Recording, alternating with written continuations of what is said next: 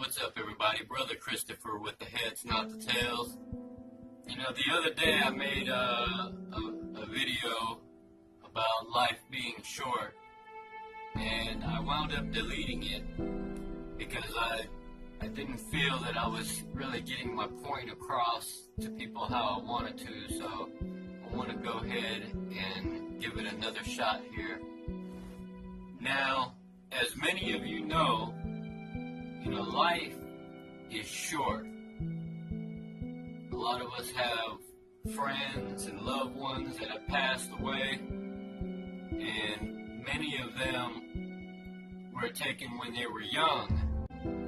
Therefore, a lot of people say, hey, life is short. Play hard or work hard, or life is short. Life is too short. All these different analogies on life being short. You have to take a step back and look at the big picture. Why does it seem like life is so short? Now, you may have heard the phrase, the good die young. And, there's a lot of truth to that. I myself am a witness of seeing people die at a young age that almost didn't even, or not even almost, they didn't even deserve it. God just took them. If you look at the world today and how society is and how people act and think, you'll see that many people are very unhappy with themselves, and you can see it in everyday life. Like you see people having plastic surgeries done to make themselves look better.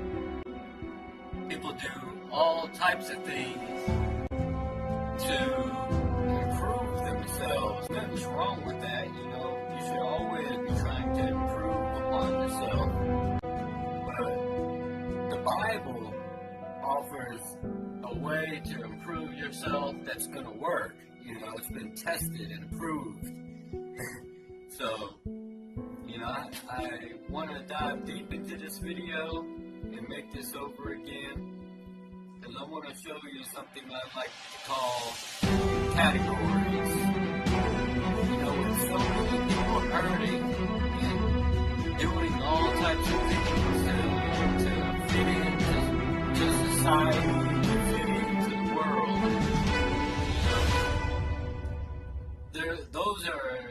there is a category that is created, for people to fall into. So, for instance, like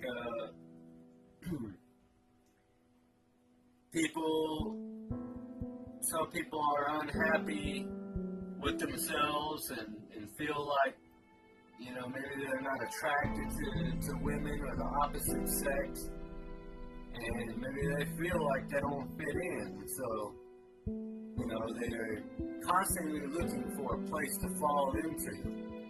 Now, I'm here to tell you that the devil has created several categories, possibly millions of categories, for people to fall into, that he knows if he can get you to fall into this category, and he got you by the tail. Some people join gangs, and then they fall into that gang-banging category. Some people learn to pick up a sport or a trade so they can go fit in with other people. Like, let's just say skateboarding, When kids are kids, they wanna fit in with other people to feel like they belong. So here you have a kid that wants to learn how to ride a skateboard so he can go be a skater and skate. That's a category, right? You got people that want to be a pimp, so they do everything they can to maintain that image You know, they want to look like a pimp. And so they go do that. They pursue that. But these categories that people are falling into is a great deception. It was designed with you in mind. I mean, look at the world of politics right now. We have a few different categories: Republican, Democrat, liberal, conservatives. You know, you got all these categories, you know, and there's the hard left and then there's the hard right. But any one of those categories is designed with the elite behind it. You know, the richest people of the world, or the people that run the world, are behind it, hoping that you fall into that category.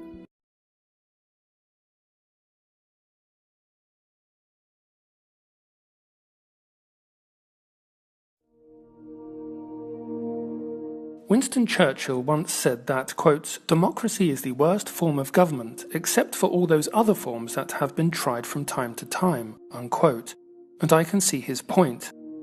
As history shows us, we do live in perpetual danger of tyranny by elites. Despite democracy's faults, would any of us swap life in the West right now for life in North Korea? I doubt many would. If we cannot guarantee having a benevolent and effective dictator, we can reasonably suppose that too much power in too few hands would lead to corruption and misery. For most of my life, democracy has been the sacred cow of Western civilization. It has long been part of Western foreign policy to take for granted that democracy is a good the entire world should want to enjoy. But how healthy is the state of democracy in the West? And where is it leading us? To most people, politics in a democracy don't feel real or close, so this results in shockingly low participation rates in elections, which seem to peak at around 70% but will normally be around 50 to 60%, with the government ultimately being elected by around a quarter of those eligible to vote. Is this really what we mean by democratic representation? And politicians just cannot stop taking money from lobbyists and making contacts to line their pockets after their political careers have ended. Our countries are run by people who work primarily for private interests, not us. We have also seen in recent years the globalist left increasingly refuse to accept the results of democratic votes. I first became aware of this in the 2000s when the EU pushed repeated referendums in member states until it got the answer it wanted, throwing increasingly huge amounts of money into campaigns and subverting national democracies. But, since Brexit and Trump, we have seen vehement mass opposition to democratic votes from our fellow citizens. The democratic consensus, to me, seems irreparably damaged.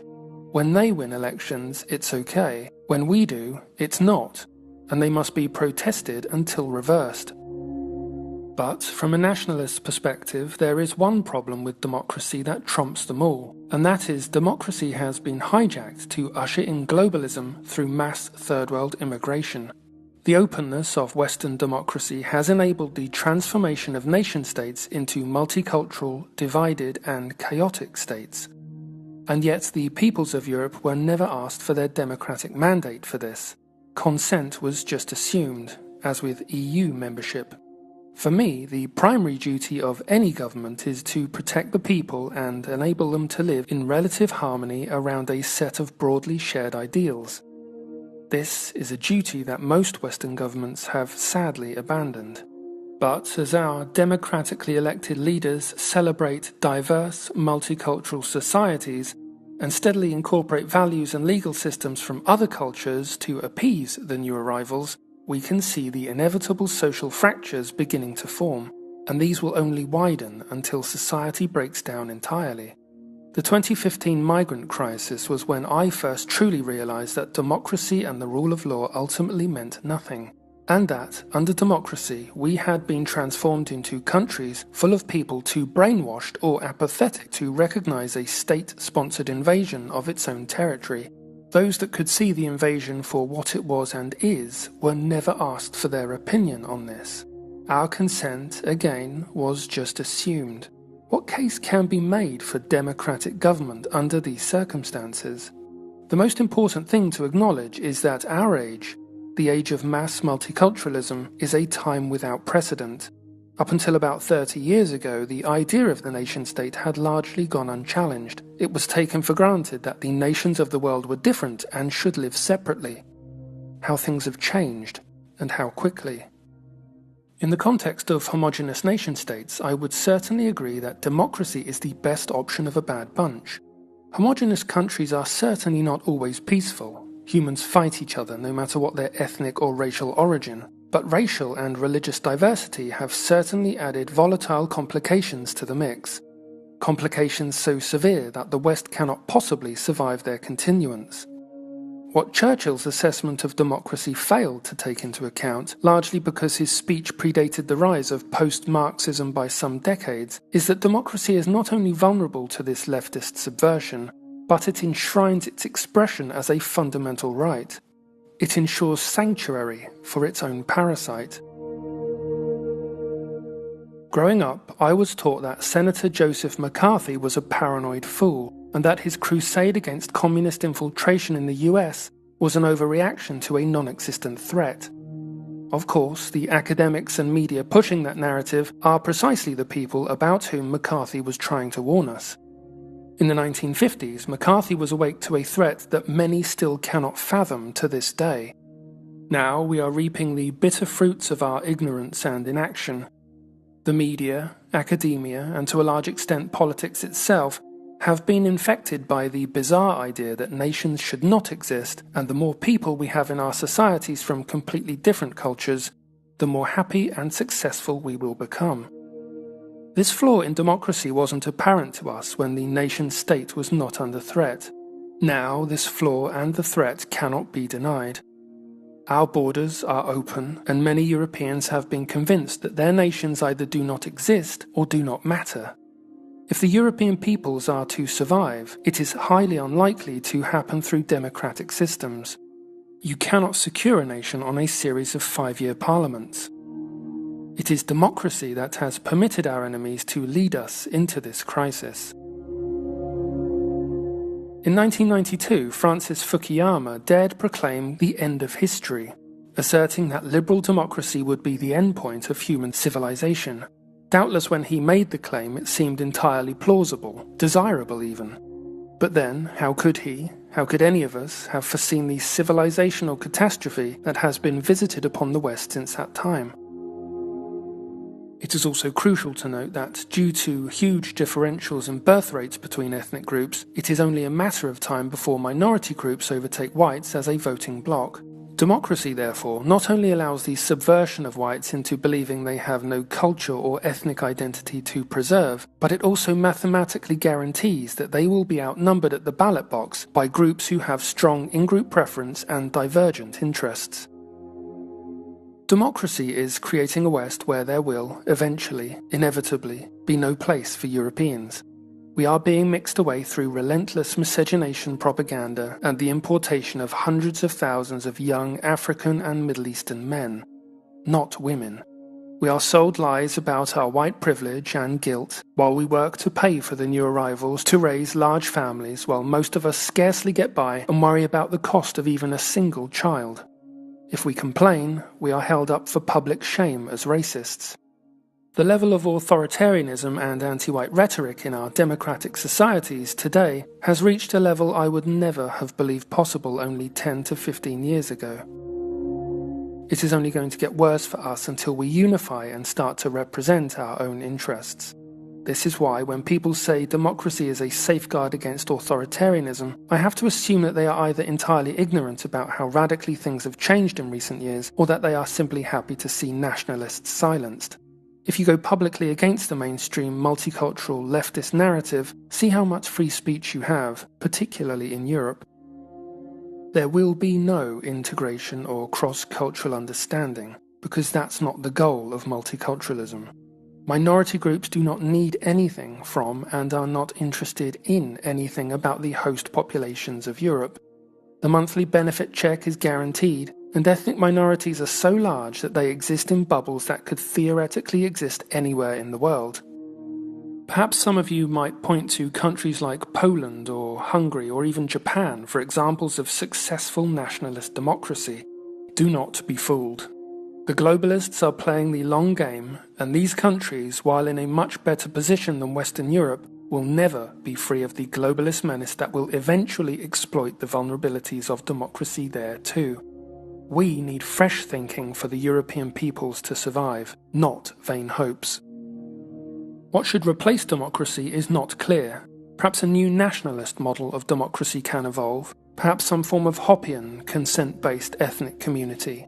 My point is that whatever comes next, the primary goal of that system should be the preservation of the peoples of Europe, free of globalist meddling and free of those who despise us. Everything at this point is secondary to that aim. Pat Buchanan recently wrote an excellent piece on the tension between democracy and nation. In the article, he points to the growing tension between tribal identity and liberal democracy, which he calls, quote, the clash that might fairly be called the issue of our age. He points to Eastern Europe's battles with the EU to maintain its ethnic identity. He advocates for the right of national self-determination against transnational and globalist forces that hide behind the cover of democracy. He warns of the danger of large-scale conflict if national aspirations continue to be thwarted. He ultimately concludes that secession and separation could be the only sensible response to avoid the disappearance of nations altogether. I'm inclined to agree. Separation has never seemed like such an attractive or necessary option. We live in a new time. A time of openly globalist politicians and media. A time where criminal gangs can move vast populations across the globe in days. A time of Western governments too compromised or inept to do anything about it. So this must also become a time for new ways of thinking. A time for European visionaries to imagine and develop a future we're still not expected to talk about. New challenges require new solutions. And democracy is sitting silent while our house is on fire. The resistance to the preservation of the peoples of Europe will be strong. Globalists and leftists will tell us that we have no right to be only with our own. We will be told that other peoples have a natural right to access our countries, our creativity and genius, our efforts and wealth, and that to oppose that would just make us bad people. And we don't want to be bad people, do we? We are the gift that just keeps on giving and giving and giving. And what do we get in return? We are despised by those that feed on our efforts, and it's time to end this one-way relationship once and for all.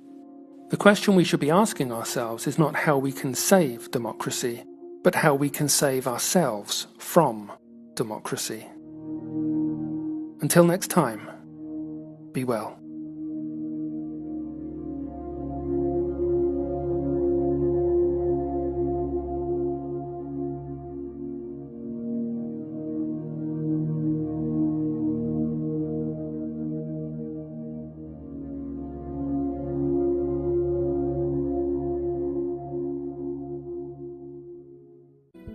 Like, for instance, they know that if they can get you to fall into the gay, lesbian, LGBTQ,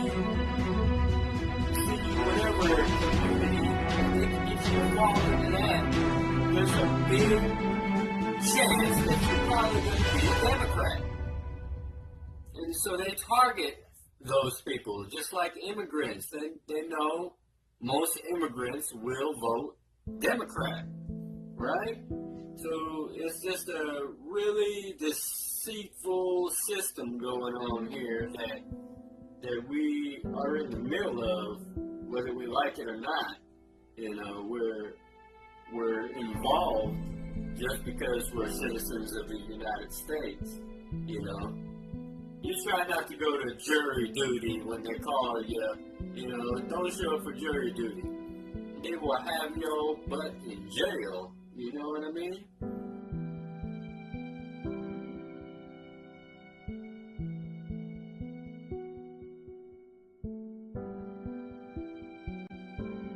Hello. Fresh in Nice to from meet you. Paris. Great.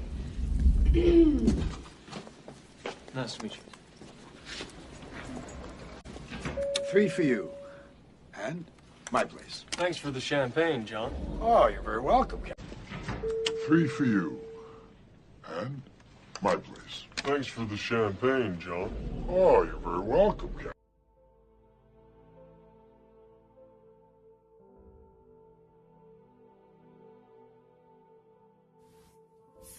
The point that I'm getting at is this, Saints.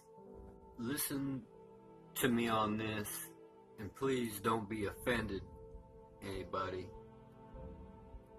The Lord wants you to know that you don't have to fall into these categories. You know, you could also look at these categories also like statistics. You know, right now, there is a woman out there that has a weight problem, and she's feeling really inadequate about her life right now.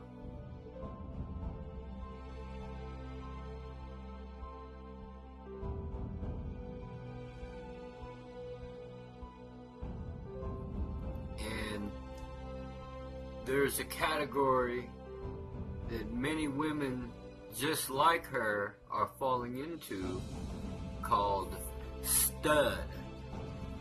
You know, a lot of these categories are preventable if more people would tell the Word of God, you know, and explain the Word of God, that these bodies that we're in are very temporary. You know, life is short. Don't worry about appearances in this time. You know, we're approaching, or we're probably in the hour of temptation. In the hour of temptation, you know, people are going to be tested to fall off. You're going to lose your anointing.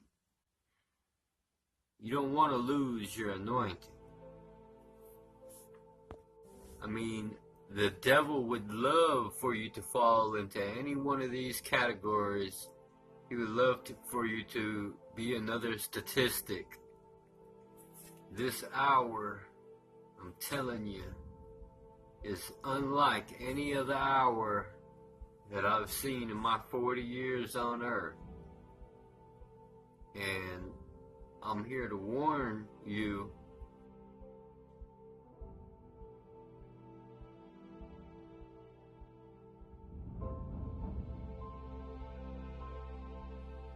Jesus is real, and he will return, and every eye shall see him.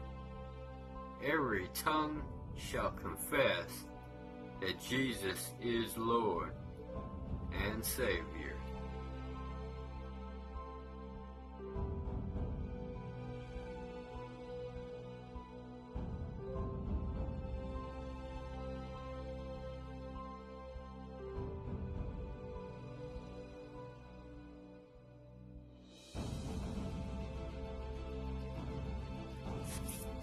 You know, God is just so amazing.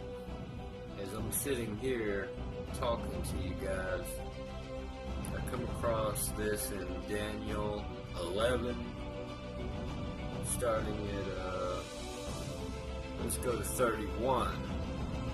Daniel 11:31. And arms shall stand on his part, and they shall pollute the sanctuary of strength, and shall take away the daily sacrifice, and they shall place the abomination that maketh desolate. And such as do wickedly against the covenant shall he corrupt by flatteries. But the people that do know their God shall be strong and do exploits. And they that understand among the people shall instruct many. Yet they shall fall by the sword and by flame, by captivity and by spoil many days. Now when they shall fall, they shall be helped with a little help, but many shall cleave to them with flatteries. And some of them of understanding shall fall, to try them, and to purge, and to make them white, even to the time of the end, because it is yet for a time appointed.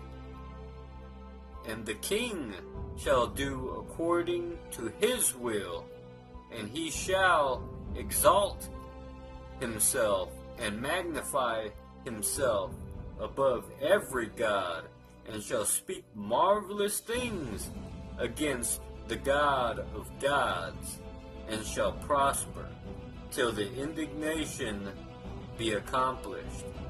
For that is determined shall be done. Neither shall he regard the God of his fathers, nor the desire of women, nor regard any god, for he shall magnify himself above all. But in his estate shall he honor the God of forces, and a God whom his fathers knew not shall he honor with gold and silver, with precious stones and pleasant things. Thus shall he do in the most strongholds. Thus shall he do in the most strongholds with a strange God, whom he shall acknowledge and increase with glory, and he shall cause them to rule over many, and shall divide the land for gain.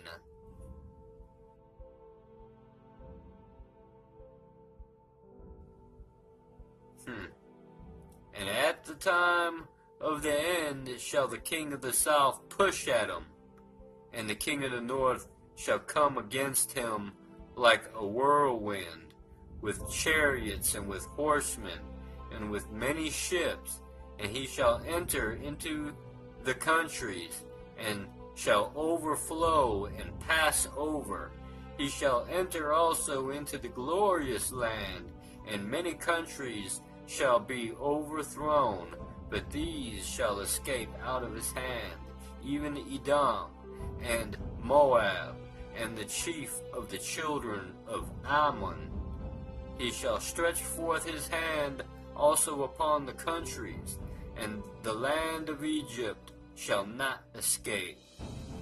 But he shall have power over the treasures of gold and of silver, and over all the precious things of Egypt, and the Libyans and the Ethiopians shall be at his steps. But tidings out of the east and out of the north shall trouble him. Therefore he shall go forth with great fury to destroy, and utterly to make away many. And he shall plant the tabernacles of his palace between the seas in the glorious holy mountain, yet he shall come to his end, and none shall help him. And then it goes on to chapter 12. But did you hear that? You know, we are in this time right here, folks. This is it right here. And at the time of the end shall the king of the south push at him, and the king of the north shall come against him like a whirlwind. Now, did you catch that other part in verse 39? Thus shall he do in the most strongholds with a strange God, whom he shall acknowledge and increase with glory. And he shall cause them to rule over many, and shall divide the land for gain. And you know, Donald Trump is getting ready to try to divide or split Israel. So you know the time that we're in. So stand strong, saints, and endure until the end. You know, what's very interesting is right after Daniel is the book of Hosea. And the Hosea prophecies is all about the end. So, you know, telling y'all, whoever's telling y'all that the Bible ain't real and it is man-made, you know, let them be damned, because every single word in this book is in its rightful place, and can nothing be added to it, and can nothing be taken from it. People who have problems, you know, with themselves and society, you know, so many people are unhappy with themselves that if we knew that life lasted forever, or it would seem like it lasted forever, more people would kill themselves, you know. Proverbs chapter 20. Wine is a mocker, strong drink is raging, and whosoever is deceived thereby is not wise. The fear of a king is as the roaring of a lion. Whoso provoketh him to anger sinneth against his own soul. It is an honor for a man to cease from strife, but every fool will be meddling. The sluggard will not plow by reason of the cold. Therefore shall he beg in harvest and have nothing. Counsel in the heart of man is like deep water, but a man of understanding will draw it out. Most men will proclaim everyone his own goodness, but a faithful man who can find? The just man walketh in his integrity. His children are blessed after him. A king that sitteth in the throne of judgment scattereth away all evil with his eyes. Who can say, I have made my heart clean, I am pure from my sin? This isn't really your first visit to New York now, is it, Mrs. Lomax? Yes.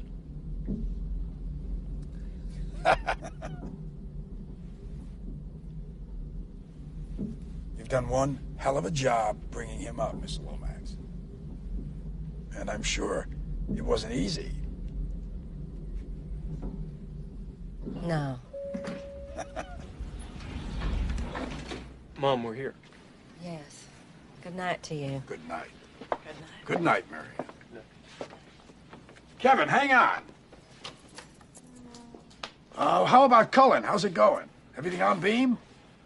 That's a long conversation. Want to come up and tell me? Now? Divers weights and divers measures. Both of them are alike abomination to the Lord. Divers weights and divers measures. When I hear that, you know, I know that there's another interpretation from it from the scholar's point of view, but you know, it has something to do with a false balance or whatever they're talking about. But when I read that, I sit there, what I see is God like giving science a slap in the face, saying, how dare you think you can measure my creation with your tools and your gadgets? How dare you think you can measure the depths of the sea? Like, it's an abomination to the Lord for these scientists to think that they can measure creation. Only God knows the measures. Only God knows how He fastened the core of the earth to the earth. You know what I mean? I just had to throw that in there. Even a child is known by his doings, whether his work be pure and whether it be right. The hearing ear and the seeing eye, the Lord hath made even both of them. Love not sleep, lest thou come to poverty. Open thine eyes, and thou shalt be satisfied with bread. It is not, saith the buyer, but when he is gone his way, then he boasteth. There is gold and a multitude of rubies, but the lips of knowledge are a precious jewel.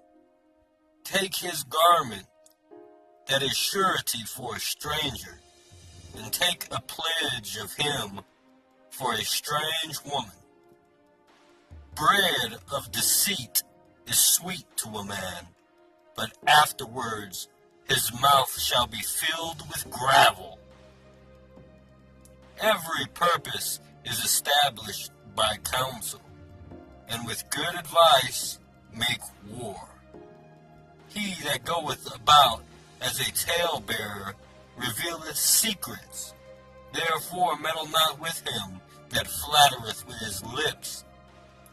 Whoso curseth his father or his mother, his lamp shall be put out in obscure darkness.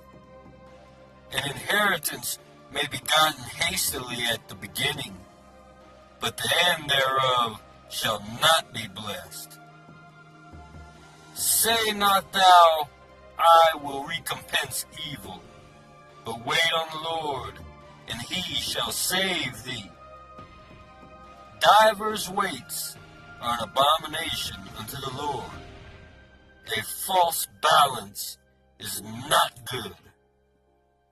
Man's goings are of the Lord. How can a man then understand his own way? It is a snare to the man who devoureth that which is holy, and after vows to make inquiry. A wise king scattereth the wicked, and bringeth the wheel over them. The spirit of man is the candle of the Lord, searching all the inward parts of the belly. Mercy and truth preserve the king, and his throne is upholden by mercy. The glory of young men is their strength, and the beauty of old men is the gray head. The blueness of a wound cleanseth away evil. So do stripes the inward parts of the belly. Hallelujah. Thank you, Lord, for the reading of this word. In Jesus' name. You know how the devil tries to steal everything that God does and tries to mimic it in his own way. For instance, gay marriage. Gay marriage. Them two words contradict themselves already. Because God is the creator of marriage. He ordained a man to be with a woman and for them to be one as one flesh. But I have news for all of you who are married to a gay person or a person of the same sex. I have news for you that you probably will be made one flesh.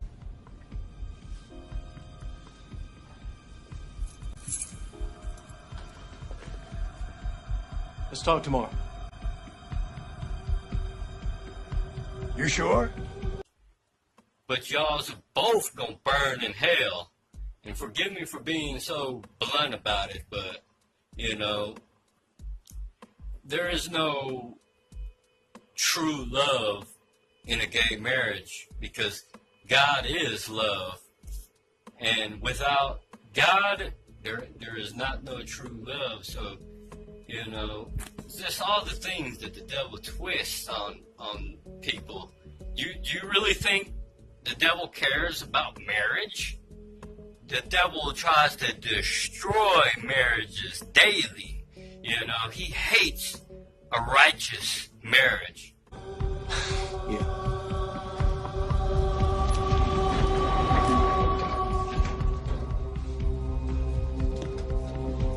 That what you're doing when you're working late? What are you talking about? You know exactly what I'm talking about. That's ridiculous. Yeah, right. I'm going to bed.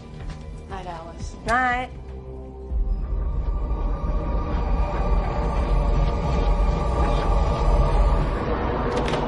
But I bet you he loves a gay marriage. I bet you he ordains that. Think about it, folks. Whoever's out there listening, I'm just coming off the top of my head telling you what's on my mind. Better to reign in hell than serve in heaven, is that it? Why not? I'm here on the ground with my nose in it since the whole thing began. I've nurtured every sensation man has been inspired to have. I cared about what he wanted, and I never judged him. Why? Because I never rejected him. In spite of all his imperfections, I'm a fan of man.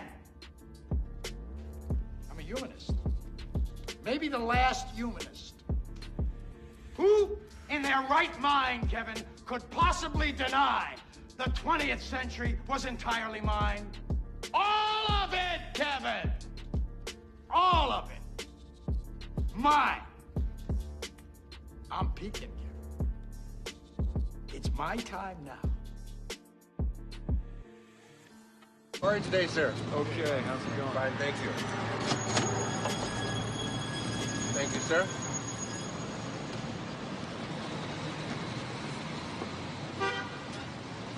Here you are, sir. Thank you.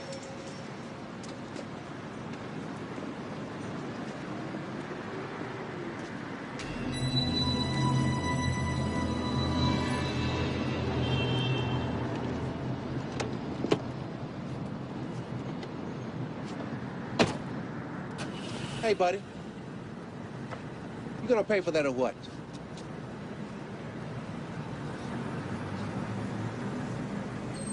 Look, buddy.